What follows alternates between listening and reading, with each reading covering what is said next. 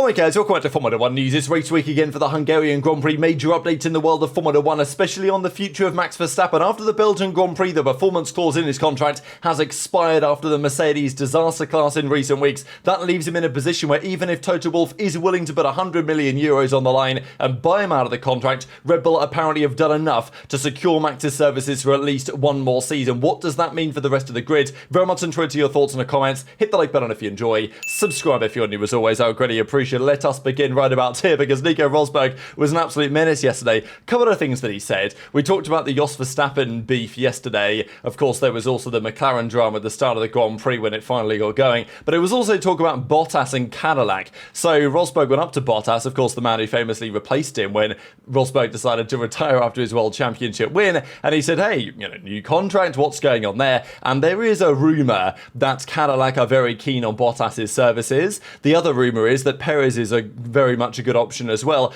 There has been, I would say, increasingly over the last few days, a rumour towards the idea of Cadillac actually pushing for both experienced drivers instead of bringing in a rookie or a younger driver, maybe a Mick Schumacher or maybe even a Zhou Guanyu or something like that. They, it seems, are moving in the direction of more experienced drivers and potentially a Bottas-Perez partnership, which would be really fascinating to see how they would get on against one another, of course, after some of the battles in 2021 between Red Bull and Mercedes, how they would get on as teammates. That's just one thing to keep in mind. We also, though, have to talk about some of the rookies because it's been a tricky few weekends for Ollie Behrman. Belgium, if things would have gone differently, he scored points, as we know, in the sprint, but if things would have gone differently with the, he had that mistake at turn 1 in his qualifying lap because Yuki cut him up at the bus stop chicane, that led to a qualifying result which maybe could have been better. And he's finished, remarkably enough, P11 the last 4 Grand Prix in a row. However, Kimi Antonelli, and yeah, that's not great for Behrman, but Antonelli over the last 7 Grand Prix has only scored points on one of those weekends, and that was his podium, as we know, back in Montreal. So what has happened to Mercedes?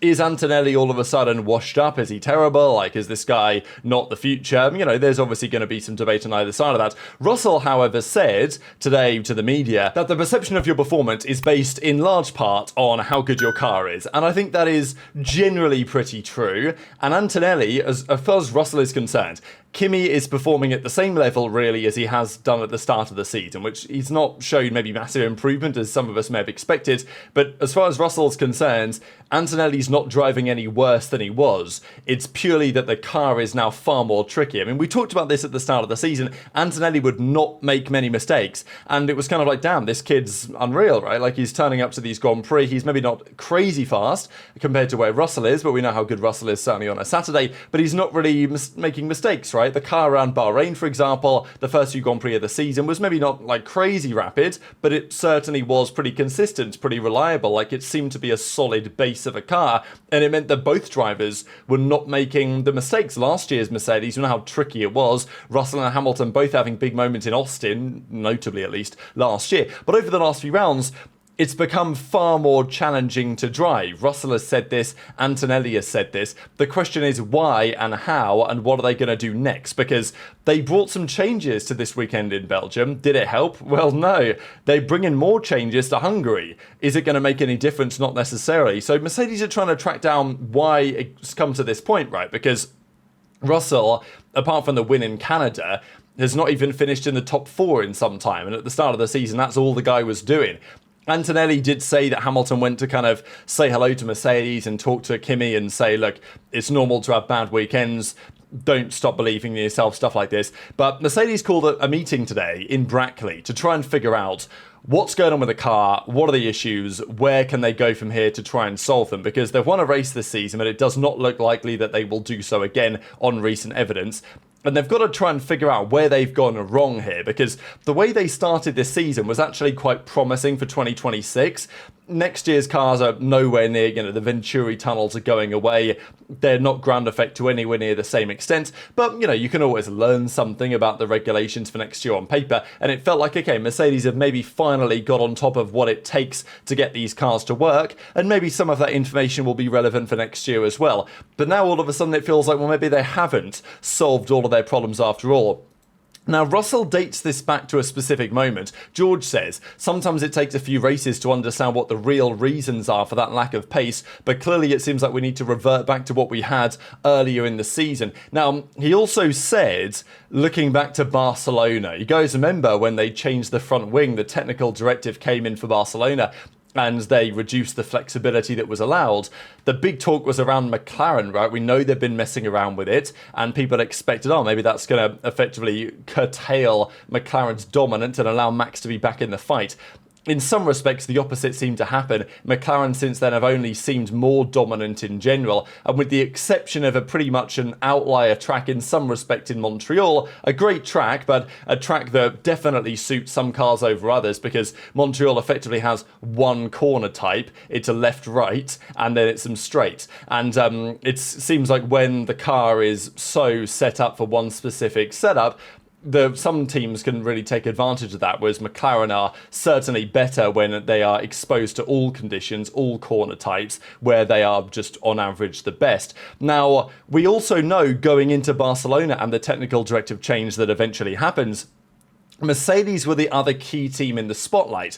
Mercedes probably were abusing this even more than McLaren were with the flexibility of the front wings. We've seen it for some time, to be honest. Even last year's Mercedes, it was very clear that they were really pushing the boat out when it comes to this. Now, it's not just like, okay, it's less flexible, therefore less downforce. It's more like, if the front wing is less flexible, it gives you, effectively it was almost a cop-out in a way, the flexibility of the front wing. These cars naturally have a tendency to understeer at the low speed and oversteer at the high speed, and if your front wing at low speed is in maximum downforce mode, it helps you with a bit of rotation, but then if it relaxes a bit at high speed, not only does it help your straight line speed and makes you a better compromise, but also in the high speed corners, does reduce the front downforce, so you're actually less likely to get some oversteer moments, right? So it's just one of these big elements that was helping the teams with their compromise on the setup. And according to what Mercedes are now suggesting, this compromise that they can no longer make because of the flexible wings have now been taken away from them, it feels like that's helped them or hurt. It feels like that's hurt them to a great extent, and as Russell says, of course you can't do that with the front wing, but in terms of the rest of the setup. But I don't know, it seems quite strange how we've gone so far backwards. So yeah, Russell's looking at that moment to say, okay, maybe that hurt us substantially, but I think it's also very plausible that they've made other mistakes and their other upgrades have not worked, and they've got to figure out what's going on there, because he says the car isn't feeling as nice to drive at the moment as it once did. Kimi and I are collectively making more mistakes because the car is more challenging to drive, which basically makes sense with what we see on the track. Couple of reactions from the Red Bull guys to the Belgian Grand Prix. I just wanted a few words for poor Yuki Tsunoda. He was actually very critical of the team here, and I think understandably, because he was running quite well. He was closing up to Albon. It looked like he was maybe going to make a move or at least be in a solid point scoring position. We know that in the dry it was practically impossible to overtake around Spa this weekend. So Yuki was called into the pits to change to the inters on, the best lap was when Hamilton pits. It's such a long lap that it makes a big difference. Most of the field pit a lap later. Norris pit one lap after that, as I think did Yuki. But as a result, Yuki lost about 5-6 positions, and he was told to pit just as he'd passed the pit entry. And he was pretty, let's say, savage in his response, and I think understandably, because he says, I don't know if there was a miscommunication between us or a misunderstanding. Unfortunately, they called me in right after I'd passed the pit entry, so obviously I can't go into the pit and I've got to do one more lap. So I'm not sure I can say it's unfortunate. That's what he says. It's pretty clear that I said to change the tyres to a dry tyre the lap before I pitted, which was the right moment, but they didn't call me in. So, yeah, very interesting. But Yuki being quite critical and saying, look, it wasn't unlucky why I finished outside of the points. It was just poor work on behalf of my team. Max also doubled down on his comments around the wet racing, saying this just ruins a nice classic wet race. We either try and push for a proper wet race, or we just say, you know what, we stop racing in the wet and we wait for it to be dry. It's a big talking point of yesterday. Of course, as we know, not every driver is on Max's side when it comes to this. Many of the drivers were quite happy to wait it out and have more, let's say, less challenging conditions, but also less treacherous conditions. Certainly up a corner like, well, it's not really a corner anymore, but up a place like Radion, which has had incidents both in the dry and the wet over the last few years, some of which have ended in the worst possible way. So other drivers didn't necessarily agree, but I think that, I don't know, it feels like Max Verstappen's almost a driver born in the wrong time period, right? Like, he would fit in very well back in the 80s and the 90s. Nowadays in Formula 1, things have changed to some extent, and also I think it's really this regulation of cars. I think the reality is that Spa the way that it is, the stewards the way that they are, and the cars in this current iteration, this is just inevitable, unfortunately. So maybe the teams have to recognise that, okay, let's just not set our car up for the rain because we're probably not going to race in it regardless.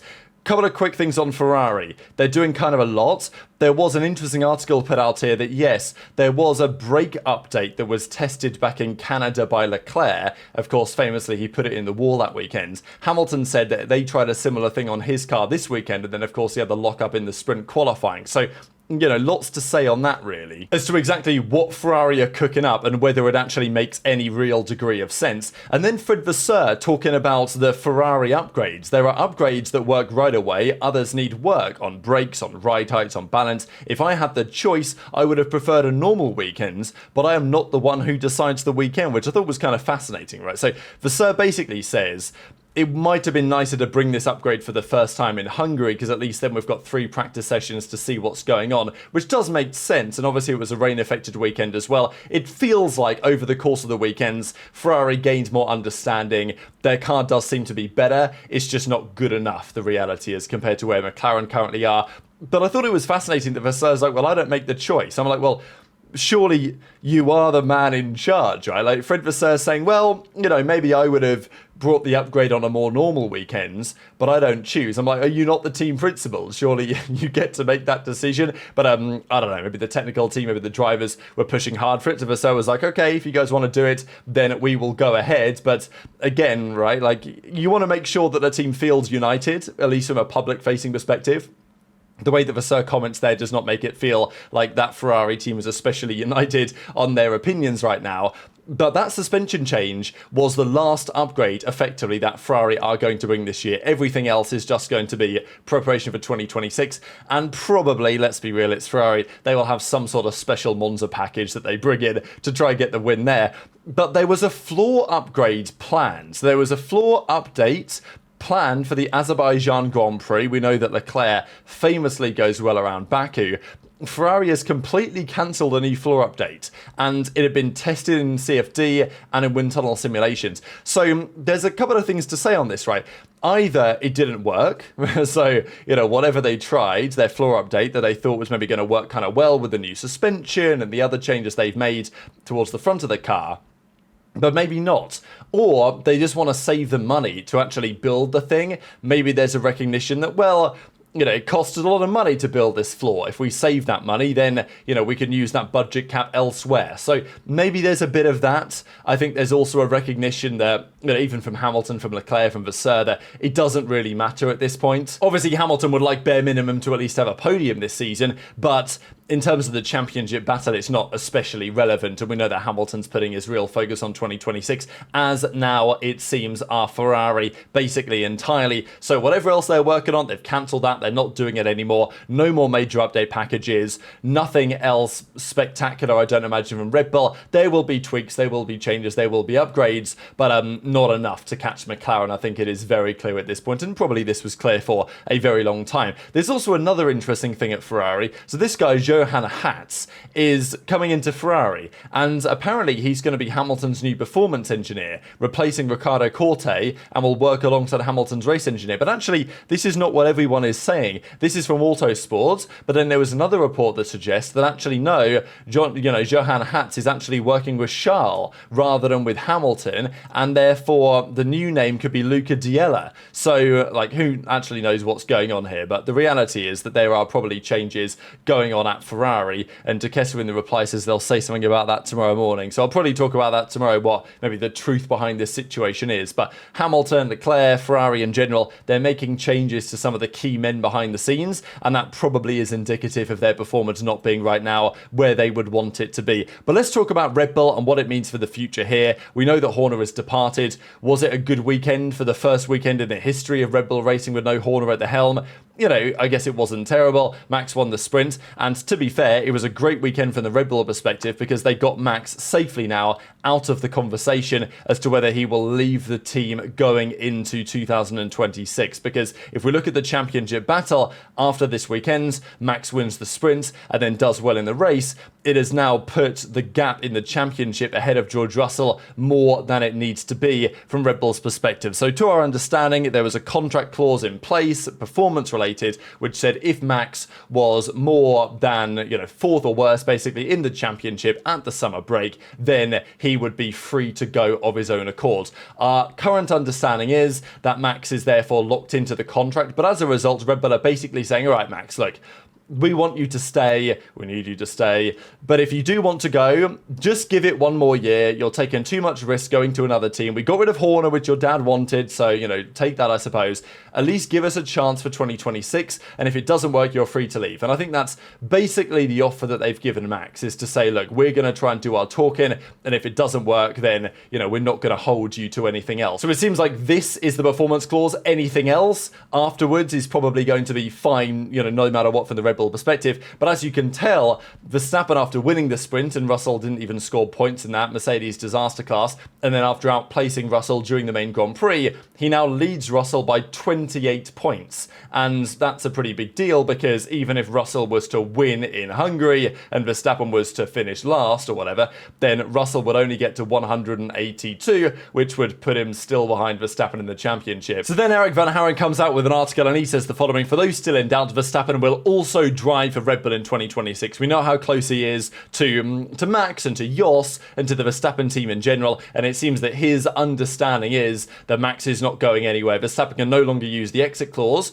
There was a rumour that Mercedes were willing to pay the 100 million euros to get him out of the contract anyway, but that now feels less likely. Toto's been speaking in essence that they're going to keep their lineup, and probably for factors on either side, there is the feeling now that Max has decided that for the time being, he intends to stay. So, Max Verstappen to stay at Red Bull for 2026. That is the latest report on the discussion. The exit clause is now gone. If that was not a thing, then maybe it would be possible, right? Maybe he would go, maybe Toto would make it happen. But I've kind of felt for some time that it made a bit more sense, I think, for Mercedes to keep the status quo at that team. And then Max will have the opportunity to see what's happening. I also think for Max, joining Mercedes is a pretty big risk. Like, we've literally just talked over the last few minutes that Mercedes is struggling. They don't know what's going on with their car. They can't seem to make a good car, and they can't use flexi wings. That's one of the feelings at the moment, apart from the outlier in Canada, obviously. So I think for Max, it maybe does make a bit of sense to at least spend 2026 at Red Bull. You know where you stand, and then the year after that, you can make a decision based on what happens around the world of Formula One. Max is going to drive for Red Bull. That means the Mercedes lineup, Russell, Nelly, or whatever they call it, right? Kimi Antonelli, George Russell does not look set to change anytime soon. And according to the latest reports, the uncertainty around this has now come to a conclusion. We'll see what happens in due course, whether new contracts are confirmed, whether there's another twist in the tail in this story. Would definitely be intrigued to your thoughts on that in the comment section below. And just one final thing to mention, we could well be at it again. Just take this with a little bit of a pinch of salt. So we talked about it yesterday in great detail about the stewards not running the race when probably they could have done. Max wanted to go racing at 3 when it started, when the visibility was bad, and then the heavy rain came down. They elected not to do so then, and most of the drivers said that it was completely undrivable, so they didn't prefer to do so. Max was fine with it, Lewis seemingly was fine with it, Alonso was seemingly fine with it too, but maybe Hülkenberg doesn't seem to be too much of a surprise there, given those guys' histories, but I do understand delaying it somewhat. It's just they delayed it too long, really, as far as Max and myself and many others are concerned. But according to Carlos Sainz, this came because in Silverstone, the drivers actually wanted a little bit more safety when it comes to these type of decisions, for them to be a little bit more cautious, the stewards, given the danger element, which I understand, but it is also like a natural part of the sport at the end of the day. But there is a feeling that the reason why they were so cautious in Spa was not just because it's Spa and the potential risk up rally on. but also because the water vapor gets kind of stuck between the trees and therefore it doesn't clear as well, and these other things that make Spa more challenging in those conditions. But it was also because of what happened in Silverstone and, you know, Hülkenberg going off the track at the first restart, because the conditions, obviously the crash that happens between Hadjar and Antonelli, right, towards the end of, well, the middle of the race roughly, when the rain was coming down the hardest, there was no visibility. So the drivers wanted a little bit more safety margin in that regard. The point I'm trying to make is that just because we're no longer at Spa does not mean that the stewards won't be very cautious again when it comes to rainfall. And according to rumours, Hungary may be raining again. And even if it's relatively light rain, we may see the stewards and the FIA again make a decision which the fans might not be too happy about overall. But very much enjoyed your thoughts in the comments. Hit the like button if you enjoyed. Subscribe if you're new. Take care. And I'll see you next time.